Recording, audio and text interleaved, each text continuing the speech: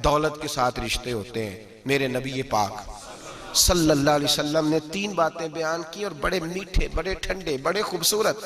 اس خدا را جنہوں نے بچیوں کے رشتے کرنے، منت کر رہا ہوں انہوں نے بچوں کے رشتے کرنے، خدا را ان کی بنیاد صحیح رکھنا۔ ہم تو ایک سائیڈ پہ ہو جائیں گے، بڑے لوگ تو بڑی جلدی کونوں میں گھس جائیں گے۔ ان کو آگ میں نہ جھونکنا، خدا را بیٹے کے ساتھ ظلم نہ کرنا، بیٹی کے ساتھ زیادتی نہ کرنا، ان کو ساری زندگی آپس میں جھگڑنے کے لیے تنہا نہ چھوڑ دینا۔ میرے نبی کریم صلی اللہ علیہ وسلم نے فرمایا 3 چیزیں دیکھ کے لوگ شادی کرتے ہیں۔ حضور کیا؟ اللہ کے حبیب نے فرمایا لوگ دولت دیکھ کے شادی کرتے ہیں۔ اپنی بیٹے اور بیٹے کی شادی دولت دیکھ کے نہ کرنا، دولت متکبر بنا دیتی ہے۔ لفظ حدیث میں فرمایا نہ خالی دولت نہ دیکھنا، خالی دولت دیکھ کے شادی نہ کرنا، یہ متکبر بنا دے گی۔ اور جو بی دولت لے کے آئے گی، جب وہ خامد کو عزت نہیں دے رہی تو خامد کی ماں کا تو دوسرا حصہ ہے، خامد کے باپ کا تو تیسرا درجہ ہے، اس کے بہن بھائیوں کا تو چوتھا درجہ ہے۔ تو بھئی جو خامد کو ہی سمجھتی ہے کہ یہ تو میری دولت کے پیچھے آیا ہے، تو کسی اور کو کس نظر سے وہ دیکھے گی؟ میرے نبی کریم علیہ السلام نے فرمایا لوگ چہرے کی ظاہری خوبصورتی دیکھ کے شادی کرتے ہیں، ظاہری خوبصورتی دیکھ کے، خالی حسن دیکھ کے شادی نہ کرنا، یہ تو سرکش بنا دیتا ہے۔ حضرت ابو بکر شبلی رحمۃ اللہ علیہ صوفی بزرگ تھے، ایک نوجوان آ گیا، کہنے لگا حضور میں آپ کی بیٹی پہ عاشق ہو گیا ہوں، اور میں ڈائریکٹ اس کی طرف نہیں گیا، میں نے اس کو کوئی وسوسہ دے کے اپنے ساتھ اس کو ایڈجسٹ کرنے کی کوشش نہیں کی، میں اخلاقیات کے دائرے میں رہ کے رشتہ لینے آیا ہوں۔ فرمایا تجھے میری بیٹی کی کون سی چیز اچھی لگی؟ نوجوان کہنے لگا خوبصورت بڑی ہے۔ آپ نے فرمایا ٹھیک ہے، تو 1 مہینے کے بعد آنا، میں تیرا رشتہ کر دوں گا۔ حضرت نے اس کو دوائی کھلائی، بچی کو دست آنے لگے، پخانے لگ گئے۔ 1 مہینہ سارا وہ پخانے کرتی رہی، وہ جو پخانہ کرتی تو ایک مٹکے میں گھڑے میں سنبھال دیتے۔ 1 مہینے کے بعد وہ نوجوان آیا، اس نے دیکھا کہ اس کی آنکھوں کے نیچے سیاہیاں پڑ گئی ہیں، رنگ بدل گیا ہے، کمزور ہو گئی، یہ ہاتھ کانپتے ہیں، ہڈیوں کا گٹھا بن کے لگی ہوئی ہے۔ فرمایا آجا میں تیار ہوں۔ پردہ ہٹایا کہ جی میری بیٹی ہے شادی کرنے لگا، میں نے تو نہیں اس سے شادی کرنی۔ کہا تو کہتا تھا عشق ہو گیا ہے، پیار ہو گیا ہے۔ تو اس نے کہا صاحب میں تو اس کی خوبصورتی سے پیار کرتا تھا۔ تو آپ نے فرمایا اگر شادی کے بعد میری بیٹی بیمار ہو جاتی، اگر نکاح کے بعد اس کے حالات بگڑ جاتے تو کیا کرتا؟ آپ نے فرمایا ادھر آ میں تجھے بتاؤں تجھے پیار کس چیز کے ساتھ تھا۔ اس کا بازو پکڑا اور گند والے مٹکے پہ لے گئے، فرمایا تو اس گند سے پیار کرتا، یہ ہے تیری محبت۔ میرے نبی پاک صلی اللہ علیہ وسلم نے گھر ٹوٹنے سے بچانے کا نسخہ پہلے یہ بتایا، فرمایا خالی دولت دیکھ کے شادی نہ کرنا، دولت متکبر بنا دے گی، اور خالی حسن دیکھ کے شادی نہ کرنا، حسن آدمی کو سرکش بنا دیتا ہے۔ حضور کیا دیکھیں؟ فرمایا دین دیکھ کے شادی کرنا، اللہ تمہارے لیے برکت پیدا فرما دے گا۔ دین دیکھ کے نکاح کرو، دین دیکھ کے نکاح کرو۔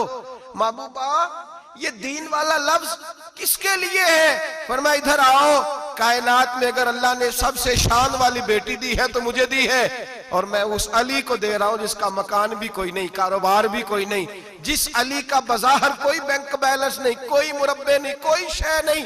حضور علی کے پاس کیا ہے؟ فرمایا میرا علی عشاء کے بعد قرآن شروع کرتا ہے تو فجر سے پہلے ختم کر دیتا ہے۔ میرا علی صبح کی نماز کے وقت تلاوت شروع کرتا ہے تو ظہر سے پہلے قرآن مجید پڑھ دیتا ہے۔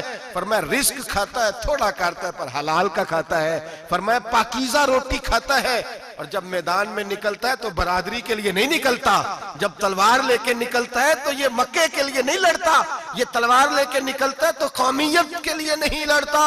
محبوب کس لیے لڑتا ہے؟ فرمایا یا خدا کے لیے لڑتا ہے یا محمد مصطفیٰ کے لیے لڑتا ہے۔ اس کی تلواریں پاکیزہ، نظریات پاکیزہ۔ دیکھو میں بیٹی کا نکاح کہاں کر رہا ہوں۔ میرے بھائی تو نے رشتے کی بنیاد ٹھیک نہیں رکھی تو یہ ٹوٹ گیا۔ لیکن ہاں آپ کہتے ہیں مصری صاحب آپ نے نیچے جو ہے نا وہ بنیاد، اس کی بیس جو تھی، نیند جو تھی وہ صحیح نہیں تھی تو دیوار گر گئی۔ جب بنیادی حسن تھا تو مان پڑ گیا، ختم ہو گیا معاملہ۔ جب بنیادی دولت تھی تو کب تک لالچ پورا ہوگا، کب تک آپ دیں گے؟ دین اللہ کرے ایسے لوگ بھی ملیں جو کہیں پہلے پوچھ لینا بچہ نمازی ہے کہ نہیں۔ اللہ کرے کہ رشتے ڈھونڈتے وقت یہ کوئی پوچھنے لگ جائے، اللہ کرے کہ کوئی پوچھنے لگ جائے کہ بچی پردہ دار ہے کہ نہیں، اللہ کرے کوئی پوچھنے لگ ہی جائے کہ بچہ قرآن شریف کے ساتھ دلچسپی رکھتا ہے کہ نہیں، اسے حضور کی نعتیں اچھی لگتی ہیں کہ نہیں، وہ نبی پاک کے نام کا نعرہ لگانا جانتا ہے کہ نہیں۔ کبھی کبھی اس کی آنکھوں میں مصطفیٰ کے لیے کوئی آنسو آیا ہے کہ نہیں؟ کبھی وہ تڑپا ہے کہ نہیں؟ کبھی وہ رویا ہے کہ نہیں؟ کبھی اسے محبوب پاک علیہ السلام کی غلامی پہ ناز ہوا ہے کہ نہیں؟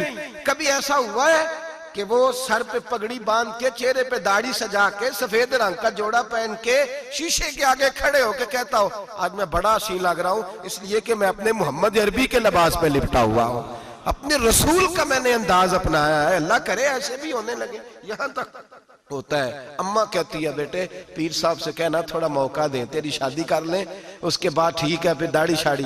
تو میں کہا کرتا ہوں بیوی لانی کاہے کو ہے جسے داڑھی پسند نہیں؟ لانی کاہے کو ہے جس کو داڑھی پسند نہیں؟ محبوب سبحانی، غوث سمدانی، شیخ عبد القادر جیلانی رحمت اللہ علیہ، آپ کے والد گرامی فرماتے ہیں کہ میں بھوک بڑی سخت لگی ہوئی تھی، بڑی سخت بھوک لگی تھی، تو ایک سیب بہتا ہوا جا رہا تھا، ایک سیب بہتا ہوا جا رہا تھا پانی میں، تو اٹھایا تو کھا لیا۔ دل میں خیال آؤ ہو پتہ نہیں کس کا تھا۔ اب جدھر سے پانی آ رہا تھا ادھر چل نکلا، ایک درخت ہے، باغ ہے، اس باغ کے بہت سارے درخت جھکے ہوئے ہیں، اس دریا کی جانب پتہ کیا کس کا ہے، سمجھ آئی کہ انہی کے باغ سے وہ سیب جو ہے بہہ کے گیا ہوگا۔ کہتے ہیں مالک کے پاس گیا، میں نے جا کے کہا بزرگو، بڑے نیک آدمی تھے، ان سے میں نے کہا بزرگو، غوث اعظم کے والد کہتے ہیں، میں نے کہا بزرگو ایک سیب کھا لیا ہے، تو پریشان ہوں کہ وہ میرے لیے جائز نہیں تھا، بڑی کہہ کرنے کی کوشش کرتا ہوں نکلتا نہیں، مہربانی ہو جائے۔ انہوں نے کہا میں نہیں معاف کرتا، میرا سیب کیوں کھایا؟ حالانکہ جاتی ہوئی شے ویسے ہی جائز ہے، کیوں تو نے کھایا؟ میں نہیں معاف کرتا۔ تو کو بابا جی قیمت لے لو، بخش دو۔ بابا جی کہنے لگے چل کچھ دن رہ، میرے کھیتوں کو پانی لگا۔ سید زادے، چڑھتی جوانی، خوبصورت ماتھا، خوبصورت چہرہ، نور دور دور سے چھلک کے پڑے، سادات کے گھرانے کا سجا ہوا نوجوان، کئی پکڑ کے، کدال پکڑ کے بابا جی کے کھیتوں کو، باغ کو پانی لگاتے۔ کچھ مہینے رہے تو بابا جی سے کہنے لگے بابا معافی، کہنے لگے نہیں مل سکتی۔ کہ کس طرح ملے گی؟ کہنے لگے ایک بیٹی ہے میری، آنکھوں سے اندھی ہے، کانوں سے بہری ہے، زبان سے گنگی ہے، ٹانگیں بھی کوئی نہیں دونوں، بس سانسیں چلتی ہیں، تو شادی کرے تو معاف کر دیتا ہوں۔ حضرت غوث پاک کے والد گرامی کہنے لگے مجھے قبول ہے، میرے اندر جو رزق چلا گیا اس کو پاک کرنا ہے، کہیں وجود جہنم کہیں دھن نہ بن جائے، میری تو نورانیت چلی جائے گی ساری اگر میں اس طرح کا، مجھے قبول ہے۔ نکاح ہو گیا۔ کہتے ہیں جب حجلہ عروسی میں داخل ہوا، رات کمرے میں گیا تو میں نے آنکھوں سے دیکھنے والی، کانوں سے سننے والی اور حور سے ملتی جلتی ایک خوبصورت عورت بیٹھی دیکھی۔